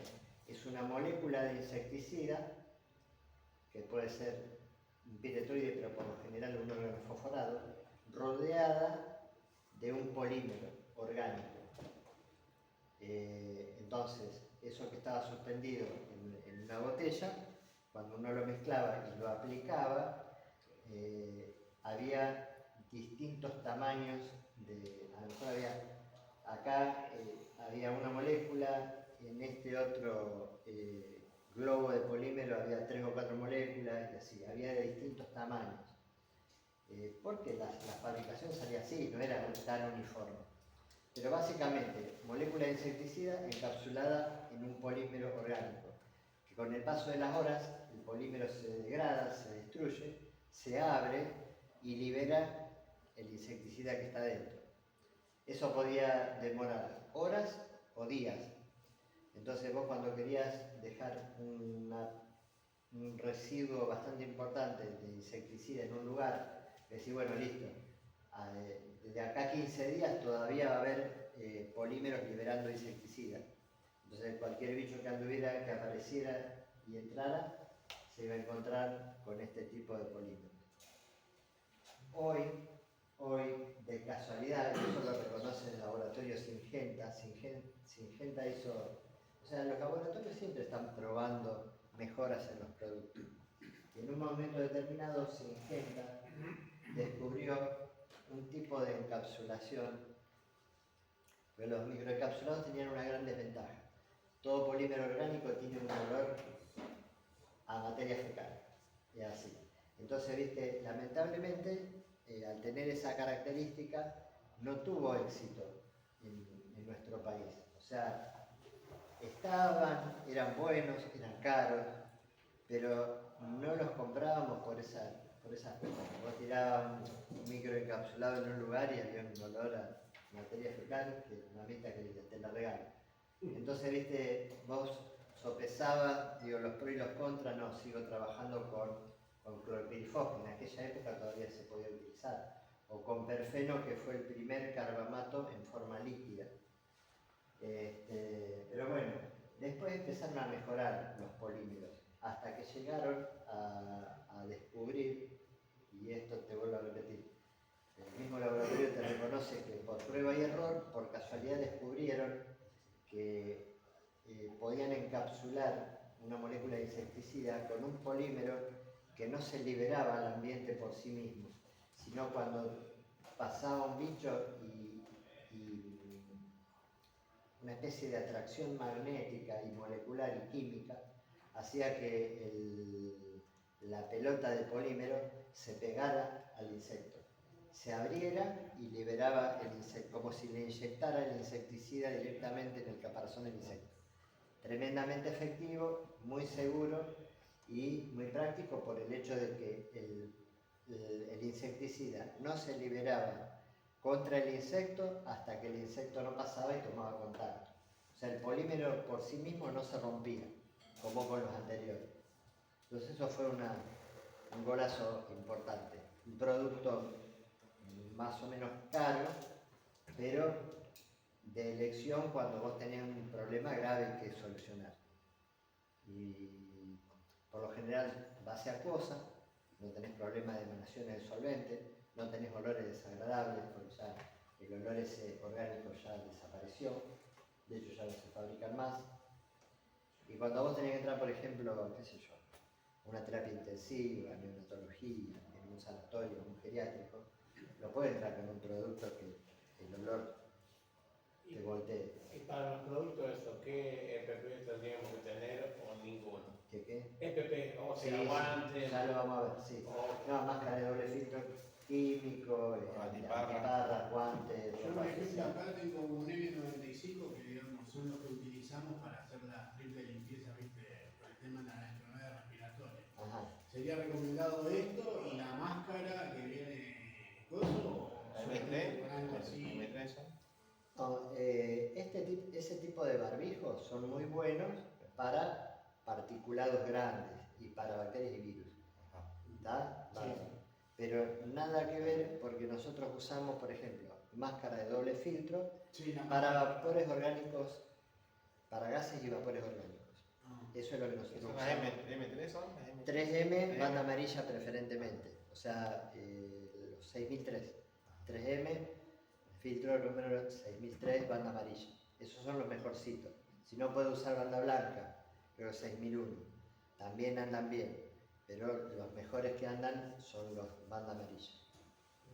Esto es bueno para en la preparación, para evitar que te Sí, salpique, sí, o para otro tipo de tareas como no lo puedes utilizar, por ejemplo, si estás saturando un ambiente con niebla, porque te va a penetrar igual. Sí. No, tenés que ir con una máscara que te cubra por completo. Igual en la aplicación diaria del edificio eso, yo no vi nunca con protección. ¿Se Bueno. necesita o imprudencia, digamos? Depende. La palabra depende yo la uso mucho. Si vos vas a trabajar con un pulverizador manual que genera gota gruesa que cae enseguida, no va a levantar. Sí. Entonces vos podés utilizar, podés no utilizar la máscara. Ahora, si vos vas a saturar un ambiente donde el particulado lo tenés enfrente tuyo y te va a venir encima, ahí sí tenés que usar una máscara. Yo el producto ese que tenés vos a la derecha, el banda verde, lo utilizo para sanitización de barcos, ¿sí? Ajá. Para hacer un pest control a un barco. Y para usarlo no uso ni guantes. Si yo voy a usarlo en un pasillo de un barco, no me voy a poner una máscara triple M, 3M y andar con guantes en algo donde ellos después van a caminar. Sí, pero eso porque vos estás trabajando en función de lo que percibe la gente que es peligroso. O sea, cuanta más protección vea la gente que vos te pones, la gente dice que vos tenés ahí una... El capitán me sale de una patada. Bueno, Bueno, el barbijo ese estaría bueno usarlo. escúchame, vos le tenés que, hay algo que tienen que tener presente. Vos estás 8 horas trabajando con los productos, ellos están 15 minutos a disposición. ¿Me entendés? Entonces, yo que trabajo 8 horas con productos, me tengo que proteger más que una persona que va a estar tal vez 15 minutos expuesta. O no, ni siquiera va a estar expuesta, porque si vos pulverizaste a gota gruesa, no hay nada que se levante al aire. Entonces, ¿pero qué pasa? Vos salís de ese y te vas a aplicar niebla, y después vas a aplicar humo, y después vas a aplicar y te va a venir contra el viento. Entonces, viste, la exposición del operador en control de plagas es distinta de la exposición del usuario, digamos. Entonces, es lógico que si vos entras como un astronauta, la gente se va a asustar porque va a decir, este me está tirando una bomba atómica. Pero de todas maneras vale la explicación de, mire señor, mire señora, mire señor gerente. Obviamente yo estoy 8 horas trabajando con productos, me tengo que cuidar mucho más de lo que ustedes se tienen que cuidar con el mínimo residuo que va a quedar en superficie. ¿Se entiende? Bueno, claro, encima tiene que ver también cuánto cómo lo preparás, digamos, para el... No solamente cómo lo preparas, sino también cómo lo aplicás. ¿Cómo lo aplicás? No es lo mismo utilizar un aplicador manual que genera una gota tan gruesa que cae enseguida, que utilizar una máquina de ultra bajo volumen que vos generás una niebla fina que va a quedar cerrado 4 horas, o una pastilla de humo, o un pote fumígeno, ni hablar de fosfuro de aluminio, que es un gas que no se ve y es tremendamente tóxico. De vuelta ahí tenés que tener cuidado. Incluso esa restricción de no poder entrar, se la tenés que dar, y se la tenés que dar por escrito. Los protocolos que yo tengo dicen todo, nosotros garantizamos el uso de productos autorizados por el ANMAT como domisanitario, pero también está la restricción de que usted no puede entrar hasta pasadas 4 horas de la aplicación. Caso contrario, me lavo las manos, ¿tá? Porque si la persona me ha pasado, y uy, me olvidé el celular, uy, me olvidé el monedero, uy, me olvidé el perro, o la alarma, que si no pasa nada porque voy, pongo la alarma, en ese momento que hizo, ahí, chao. Bueno, para cuando nosotros vamos a hacer un trabajo pasa estas cosas, que vamos a ponerse una escuela con él, y que la directora viste que... Entonces yo siempre tengo barbijo a mano, los comunes, entonces le digo, voy a poner la alarma, bueno, le presto uno porque yo sé que ella me va a decir, me salí re mal, viste, tiraste demasiado, eso no sé. Entonces con el barbijo... Aparte hay que ver qué tipo de trabajo se hace en una escuela, o sea, qué hacen, ¿no? Eso siempre fue un tema de discusión, es decir, yo creo que en un momento determinado preguntamos, ¿qué somos nosotros? ¿Somos una empresa de desinfección? ¿Sí o no? No somos una empresa de desinfección, no hacemos desinfección. ¿Somos una empresa de fumigación? Sí. No, porque la fumigación es una técnica. Tenés pulverizado, termofumigado, ultra bajo volumen, cebado. O sea, una empresa de fumigación sería una empresa que lo único que hace es tirar humo. O sea, nosotros somos una empresa de saneamiento, o a lo sumo una empresa de control de plagas. ¿Qué técnica vas a utilizar? Que la vamos a ver ahora. ¿Qué técnica vas a utilizar? Hay muchas. Una de ellas, termofumigación. Pero no por eso nos convierte en una empresa de fumigación. Venderse como empresa de fumigación es mal venderse. Porque tenés que empezar a manejar términos. Los términos. Asociados. Es como si a un cirujano y te dice, yo te voy a hacer un corte en la panza. O te voy a hacer un corte, voy a hacer una apertura en el cráneo. No, te tiene que decir, voy a hacer una apertura en el hueso parietal, ¿me entendés? O sea, usted tiene que ser profesionales en el manejo del vocabulario, de control de plagas. Y volvemos a lo mismo. Acá puede haber piretroide, acá también puede haber un órgano fosforado. O sea, la cuestión es que distintos grupos químicos pueden ser presentados al mercado de distinta manera, como formulación. ¿Tá? Incluso pueden venir como aerosoles. Los aerosoles pueden ser de spot, o sea, se hacen pip, pip, pip, pip. Eso a veces se utiliza como para tratar de ver si hay cucaracha alemana, por ejemplo. Entonces yo... ¿Para mí? Sí. Yo utilizando un aerosol con un piretroide, por ejemplo, que es bastante irritante, hago aplicaciones en spot para ver si hay desalojo de cucaracha. Es una buena técnica, ¿no? Esa, ¿no? Sí, yo puedo utilizar hasta, miren, yo les recomiendo ni siquiera gasten en un aerosol en spot para ver si hay una tela. Por ejemplo, yo preferiría un secador de pelo. vos vas con un secador de pelo y el aire caliente las irrita y las hace salir. Entonces, a ver, me acuerdo tuvimos un problema, o sea, un problema que solucionamos, nos llevó bastante tiempo, en el showcase, vieron la parte donde están las porrereras, bueno, era un problemón con la tela germánica. Entonces, ¿qué hacíamos? Íbamos primero con un secador de pelo, íbamos todo, pasábamos, donde veíamos que aparecían, agarrábamos un marcador fluo amarillo y hacíamos una marca. La marca no se ve a simple vista, pero si vos vas con luz ultravioleta, la ves. Entonces el aplicador que viene atrás tuyo sabe que va con la linterna y sabe que donde está la marca hay una tela germánica y ahí aplica. Entonces con eso ganás en dinero, porque en vez de tirar en todo el lugar, aplicás solamente en forma focalizada donde encontrar. Para no tirar los pavotes, como dice usted. Para no tirar los pavotes, exactamente.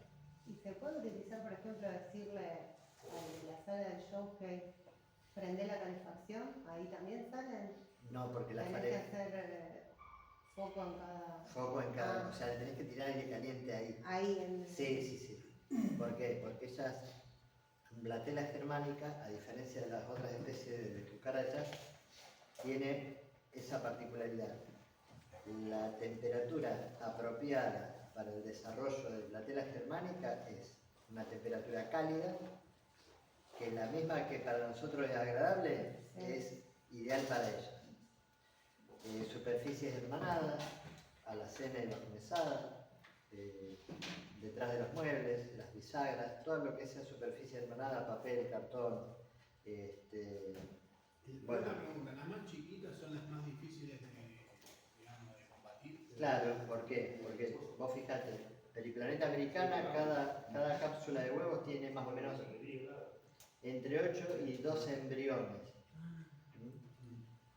Y la tela germánica, cada cápsula tiene 50 embriones.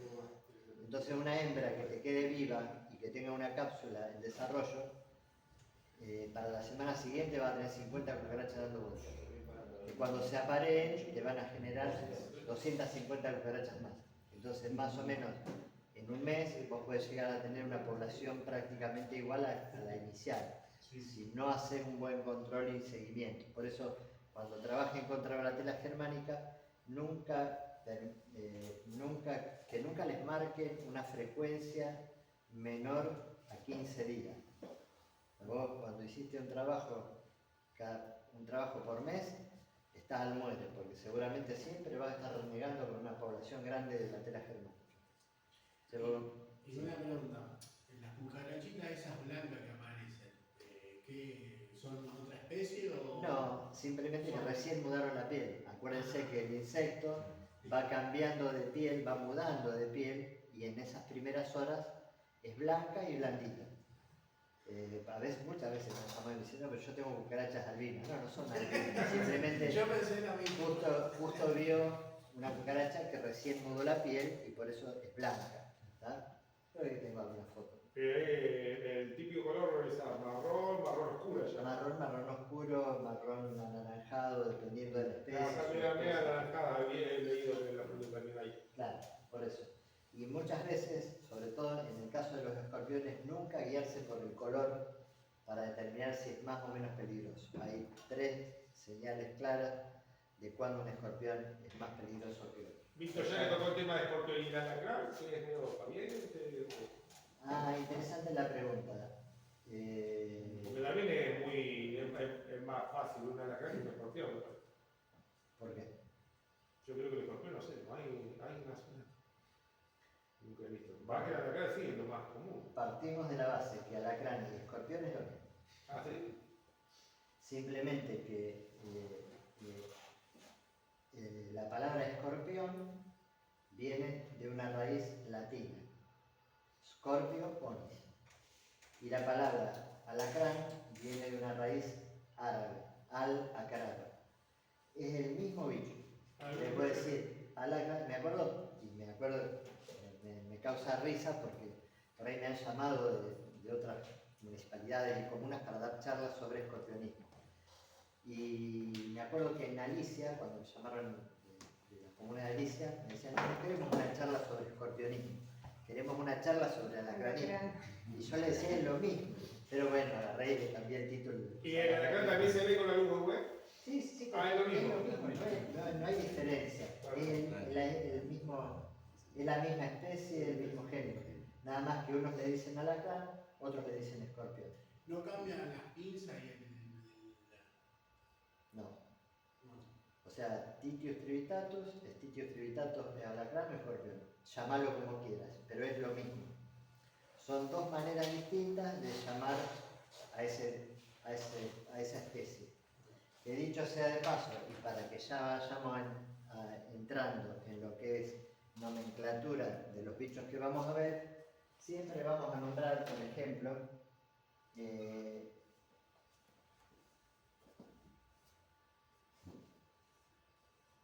Titius trivitatus.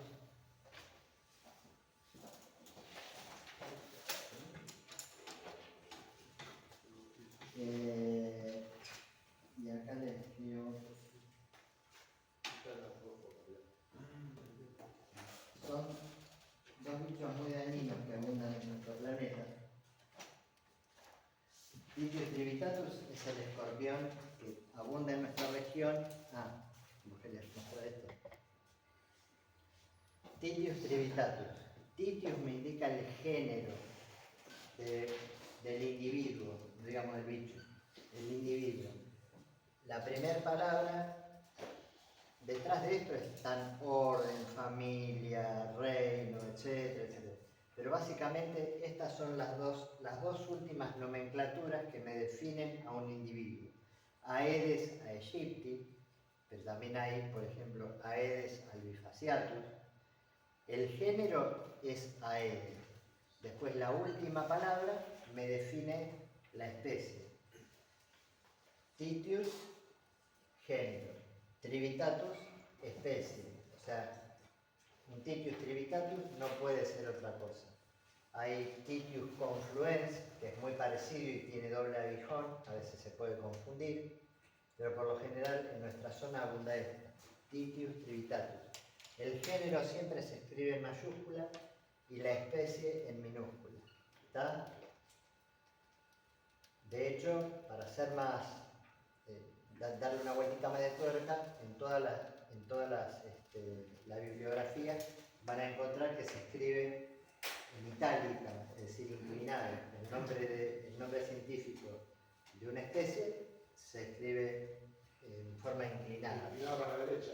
Eso, exacto. Una nomenclatura científica nada más. ¿Y este quién es? ¿Esto qué es? ¿Esto qué es? Homo sapiens. ¿Qué especie es? Una especie dañina. El ser humano. Homo, mayúscula, género. Sapiens, especie.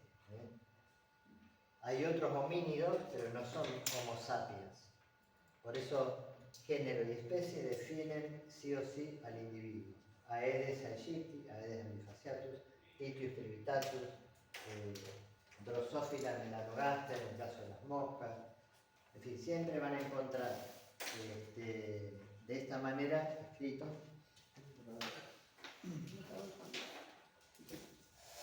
Lo agarramos justito. Sí. ¿Se entendió? O sea, yo lo borro porque si no, después queda y no lo podemos borrar. Pero, por ejemplo, también pueden llegar a encontrar esto.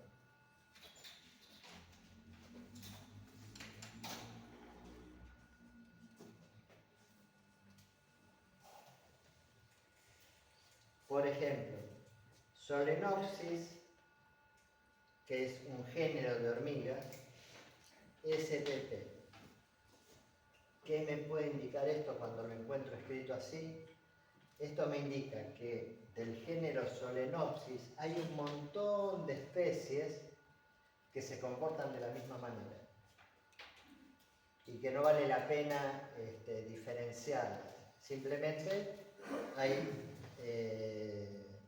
muchas hormigas del género Solenopsis que se comportan de la misma manera, aunque son de especies levemente distintas. Pero yo lo voy a escribir así, porque no podría estar enlistando 200 especies de Solenopsis. ¿Cuál es la Solenopsis? La hormiga brava, esa que te agarra ahí. Agarrate. La hormiga de fuego. La colorada. La colorada. La colorada, la hormiga colorada, la hormiga brava, la hormiga de fuego. ¿Está? Y esto pueden encontrar, por ejemplo, otras cosas. Aedes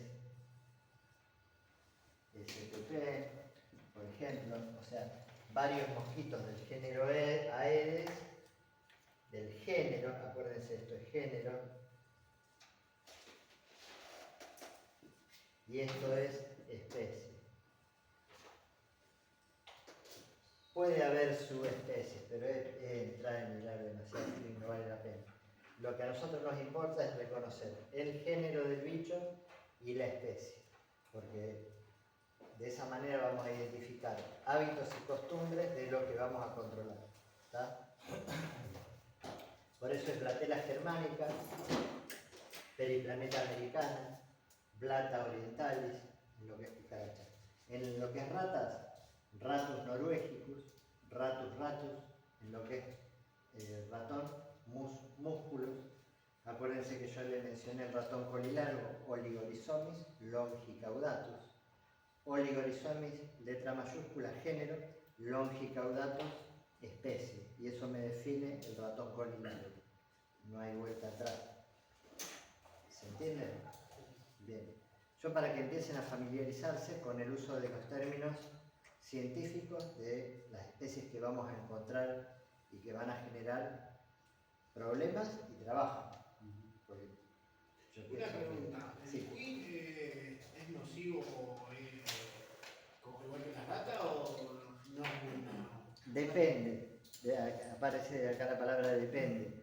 A ver, si vos me decís un quiz en una zona abierta donde pueda haber roedores dando vueltas, yo prefiero que haya una buena población de quizzes, porque por lo general compiten, no comen lo mismo. El quiz es Más de comer las raíces. frugívoro, claro, vegetales. En cambio, pero ¿qué pasa? Los quizzes son territoriales. Cuando aparecen ratas, los quizzes las corren. Entonces yo prefiero tener quizzes, salvo que yo tenga una plantación de zanahoria. Si yo tengo una plantación de zanahoria, entonces el quiz, en vez de, claro, se me convierte en un problema y lo tengo que erradicar. Sí, sí. Pero por lo general, qué sé yo, si vos tenés una planta industrial, una cerealera, y alrededor seguro que vas a tener quizzes. En la ruta seguro que vas a encontrar quizzes. Pero mientras no se convierta en una plaga de interés económico, no es problema. No me genera, por lo general, problema. Pero no es plaga, ¿no? No es plaga, no está considerado como plaga, salvo, ya te digo, que vos tengas un plantío que te esté comiendo. En ese caso sí, ya lo visualizás como plaga, lo considerás una plaga y lo tenés que controlar. ¿Y los ácaros? Y los ácaros son organismos por lo general microscópicos. Vos imagínate, los ácaros son la especie menos visible del orden Acarina. Los ácaros pertenecen a las familias de las arañas, de los escorpiones, de las garrapatas, porque el número de patas es diferente, el cuerpo está segmentado en 2, no en 3 como los insectos, y son microscópicos. No solamente son microscópicos, sino se aerosolizan con el polvillo, ingresan en el tracto respiratorio e imagínate que vos tenés un bicho vivo dentro de los pulmones. Por eso la gente que sufre de asma se irrita tanto cuando hay polvillo con ácaros. A ver, el ácaro puede estar en la ropa de cama, puede estar en la almohada, puede estar en los sillones, puede estar en el piso, en el polvillo o hasta debajo de la piel. Yo creo que comenté la vez pasada el caso que había tenido. La primera clase. Claro, me tocó el caso de una persona que tenía problemas de ácaro y ahí aprendí, porque yo la verdad que a veces uno lo sabe, ¿no? Entonces va al tuntún. La mandaste al dermatólogo. Claro. Es decir, probé de todo lo que se le ocurra. Haber hecho 10 tratamientos con 10 cosas diferentes y no pasaba nada, el tipo seguía teniendo problemas. ¿Y cómo viene el ácaro a instalarse en Puede ser Es como la sarnillo, ¿no? puede ser producto de un nido de paloma cerca, puede ser que lo haya contraído si estuvo internado me acuerdo que vos en algunos casos tenés que hacer un seguimiento cuasi epidemiológico de la historia personal de la gente que te llama. Cuestión que vos podés determinar, por ejemplo, si tiene problemas de chinche de cama, preguntarle, ¿hizo algún viaje a Brasil? Se la trajo ahí. Tiene problemas de ácaro, estuvo internado en algún lugar, seguramente se pescó el problema de ácaro por infestación de la ropa de cama de donde estuvo internado. Igual que los hoteles, uno va, también puede haber. Los primeros problemas, el chinche de cama acá hace más o menos 10 años que se está viendo. Y es cuando fue el boom de los viajes a Brasil, la gente iba a Brasil, iba a Brasil, iba a Brasil, y se traía las chinches de cama y las instalaba acá, en los hoteles, en las casas, aparte de otras cosas. Pero la chinche de cama ingresó desde países limítrofes a través del viaje de las personas. ¿Qué características tiene la chinche de cama? La chinche de cama es hematófaga, se instala en las costuras de los colchones y sale de noche. Te vas a dar cuenta de la actividad porque de día no la ves, de día están escondidas en las costuras. Pero sí podés llegar a ver, o sea, la chinche de cama cuando detecta que la temperatura corporal bajó de la persona, entonces se da cuenta de que la persona está dormida, está en un sueño profundo y ahí es cuando sale a alimentarse. Cuando la chinche de cama pica a la persona, se repleta de sangre y cuando se va desplazando hacia el lugar de refugio, como está tan llena de sangre, va dejando pequeñas manchitas de sangre en el camino. Entonces vos lo primero que tenés que hacer es fijarte en las sábanas si hay puntitos de sangre. Y después revisar las costuras de los colchones y las parrillas. Y vos dijiste que el tema de las palomas en los nidos, en Rosario con el tema de los edificios, ¿cómo se podría llegar a combatir? Matando a la gente que protege a las palomas.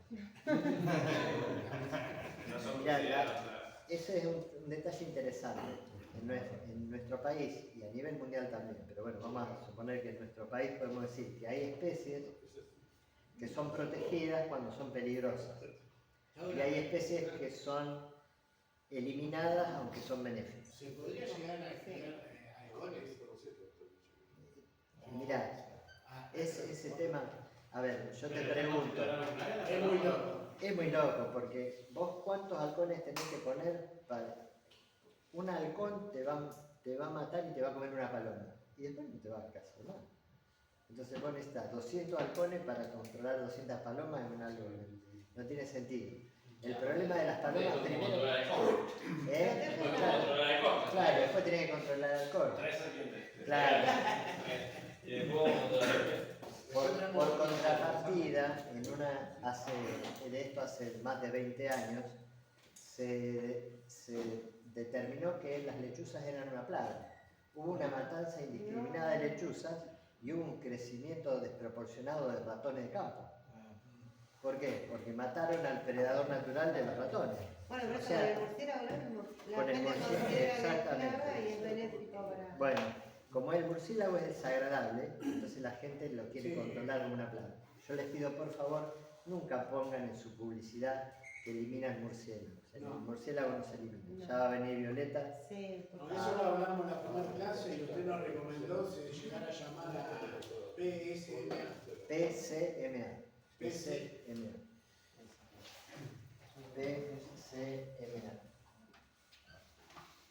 Preservación y conservación de murciélagos de la Argentina. Es una fundación que se banca solita, pobre,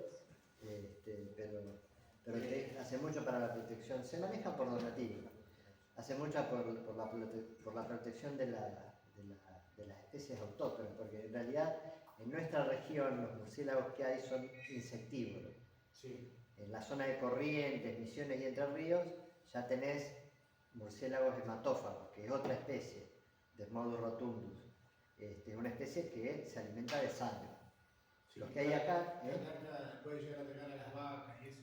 ¿no? claro, le deteriora el cuero, las debilita porque el murciélago, en la saliva del murciélago, de hecho se estudia la saliva del murciélago porque tiene anestésico Sí. y anticoagulante.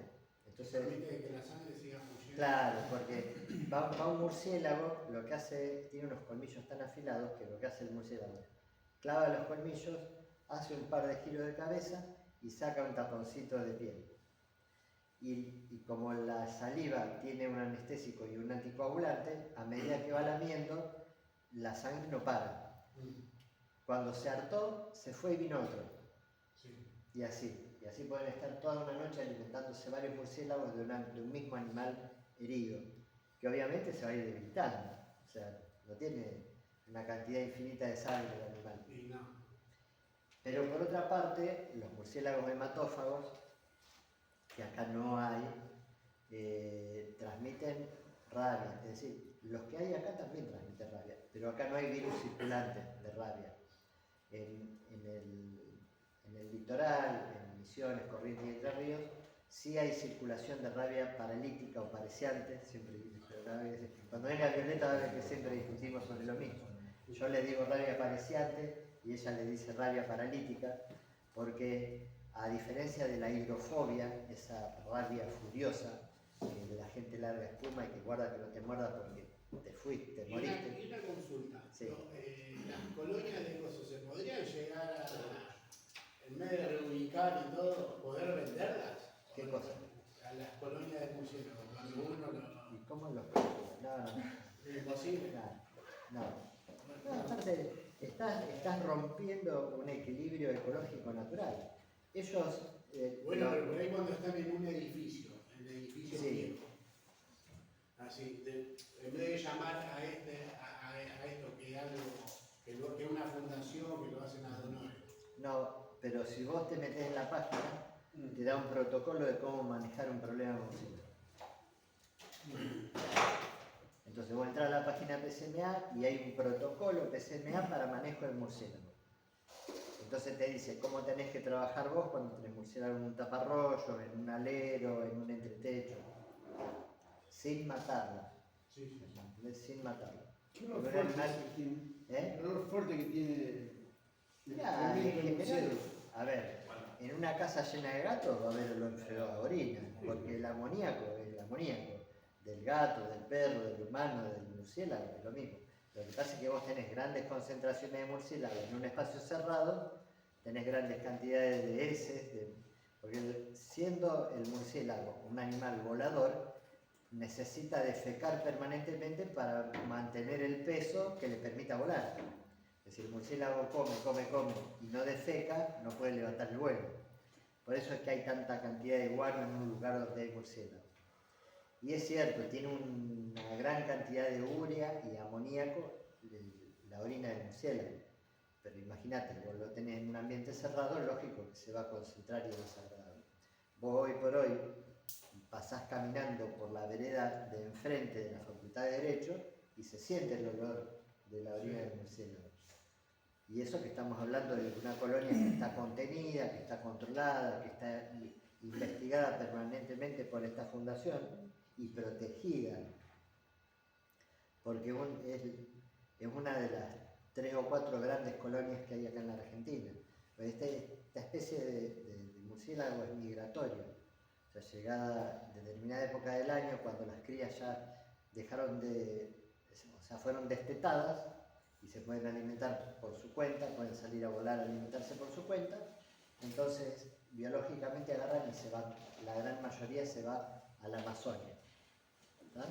Una vez que ya son adultos en capacidad de procrear, vuelven a nuestra zona, a nuestra región donde estaban instalados, se aparean y empieza el ciclo de nuevo. Tienen crías, por eso hay que tener cuidado en qué momento hacemos control de murciélagos, porque podemos estar matando adultos y dejando vivas a las crías que se van a terminar pudriendo ahí adentro. ¿Tá? ¿Cómo permanece el olor ese todavía con el tiempo? ¿Cómo? ¿Cómo permanece el olor? Sí. Por Pero más que uno haya limpiado, permanece. Sí, hay que trabajar mucho con elementos apropiados. Bueno, vamos.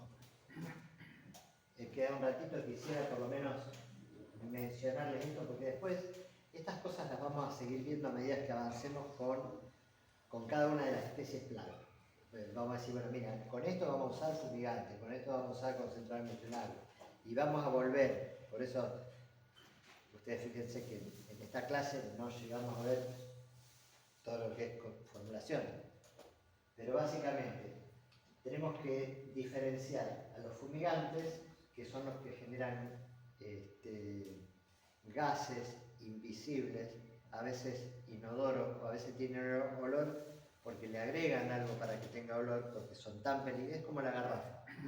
El gas en garrafa no tiene olor, le ponen mercaptano para que se huela cuando hay una pérdida de gas. Si no te morís, no te enterás. Exactamente, para cuando te diste cuenta, la dosis letal ya está cubierta y fuiste. Entonces, el gas natural también, los dos, ¿cierto? Los dos, el gas natural y el gas garrafa. ¿no? Claro, sí. El fosfuro Ya. que tiene olor a ajo. Claro, había traído yo, pero no. Ahí está. ¿Está? Esto es fosfuro de aluminio, esto libera un gas, se puede ventear, no hay problema, o sea, no es que me voy a morir, si quieren pásenlo y lo ventean, tiene un olor muy característico. No se van a morir. Ay, ese es el olor a- ¿Por qué? Porque el tema, cada comprimido de fosfuro de aluminio libera 1 metro cúbico de gas tóxico. El mismo que se utilizaba en la Segunda Guerra Mundial.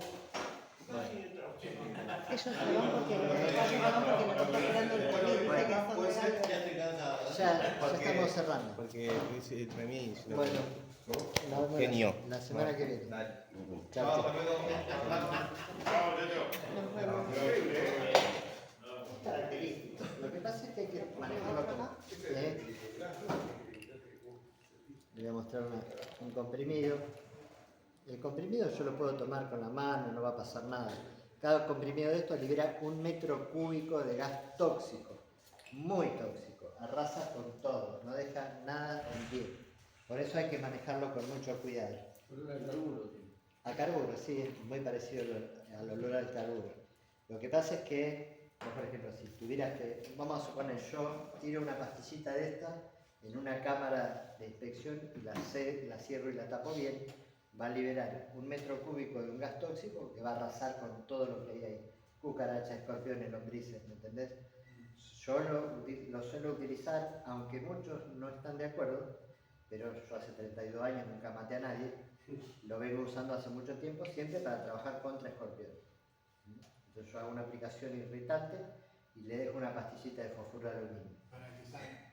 No, para que si lo que yo aplico no alcanzó a ninguno, el gas, una vez que se libera en las tuberías, lo agarra, ¿me entendés? Sí. No zafan. Ahí lo zafan. ¿Y eso si hay cae en agua o algo? Bueno, el agua acelera la liberación de gas. Ajá.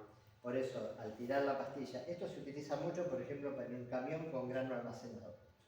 Meten un caño, mandan una pastilla, lo meten en otro lado, mandan una pastilla, hacen un cálculo de volumen, por eso les decía, cada pastilla libera 1 metro cúbico. Calculan el volumen del camión, entonces necesitan, bueno, 6 pastillas, listo, la van poniendo. Pero está prohibido eso. No está prohibido. Lo que pasa es que el camión hay que encarparlo y hay que dejarlo 5 días. Hace años que Claro. los camioneros por ahí hacían Bueno. su fumigación personal y hubo unos cuantos que murieron en su coche durmiendo. Claro, por eso, ese es el problema. No encarpan el camión y ponen el fósforo de aluminio y se acuestan a dormir al lado del fósforo de aluminio. Sí, totalmente prohibido. Pero ese es el problema. A ver, el problema no es el producto. El Es el problema, mal uso. claro, el problema es el mal uso. Lamentablemente, vieron que el DDP estaba en rojo y que se discontinuó. Para mí era un producto tremendamente seguro. ¿Seguro por qué? Porque era un producto extremadamente tóxico, pero a las 2 horas se autodegradaba. Entonces, para mí, fue un producto más seguro que cualquier otro. Porque yo digo, bueno, lo aplico, no entra nadie por 4 horas, cuando entra ya no hay más nada. Y era volteo. Era buenísimo. Buenísimo. Todo haber matado colonia de avispas, abejas completas. Lo haces rápido. Sí, caían. Calculá que vos que querés voltear un nido de camoatí, lo tenés que hacer rápido porque se te vienen al humo, ¿viste? Claro, sí. Pero bueno, Mataba abejas. Y las abejas, claro, a veces Alejandro Dumas decía que los derechos de uno terminan donde empiezan los derechos del otro. Con respecto a las abejas también pasa lo mismo. O sea, si vos tenés una pelota, ¿qué hace Germán? Una pelota de 1 metro cúbico de abejas que se te instala, me ha pasado que estaba la gente tomando mate en el jardín y de golpe se le apareció un enjambre inmenso de abejas y se le puso en la glorieta que tenían ahí, se metieron adentro, un terror. Y bueno, ¿qué podía hacer? Matarlas, no hay manera. Sí. Eso no hay otro, no hay una, así como el PCMA que la pueda venir a buscar y llevar. Sí, pero por lo general, en época de enjambramiento, que es cuando se producen este tipo de episodios, Sí. los apicultores están tan saturados de trabajo que vos podés llamar a 20 apicultores y te dicen, no le interesa ir a... Porque sí, podés encontrar un apicultor, el tipo va con un cajón que tiene, ¿cómo se llaman los cuadrados? Sí, sí. Tiene cuadrados con celdas y tienen miel y tienen cera. Porque las abejas detectan la cera y la miel que traen en el cajón.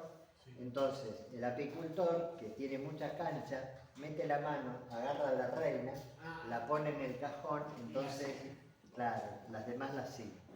La reina por lo general tiene un tamaño más grande, está en el medio de la pelota, pero bueno, hay que estar canchero.